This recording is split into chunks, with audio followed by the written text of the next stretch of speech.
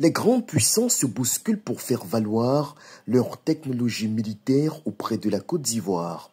Outre la France, la Chine, les États-Unis ou Israël, qui figurent parmi les principaux fournisseurs des équipements militaires de l'armée ivoirienne, la Turquie tient aussi à prendre sa place dans le secteur de la défense en Côte d'Ivoire.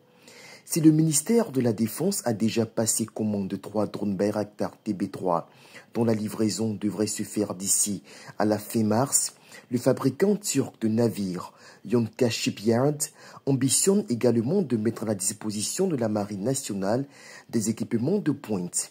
Selon Africa Intelligence, courant janvier 2025, le vice-amiral Célestin Kwame Nguessan, commandant de la marine ivoirienne, a reçu une proposition pour l'achat d'un navire logistique de transport d'une longueur d'environ 60 mètres.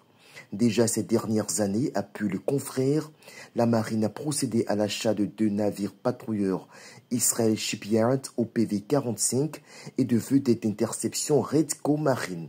Certains équipements turcs sont déjà présents dans l'arsenal des forces armées de Côte d'Ivoire, dont des blindés Cobra 2.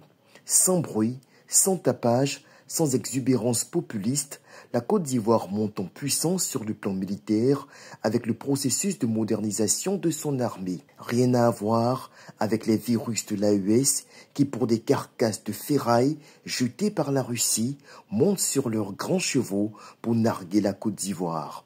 Un pays dont la capacité militaire est aussi élevée au-dessus de celle de l'AES que la cime de l'arbre au-dessus de ses racines.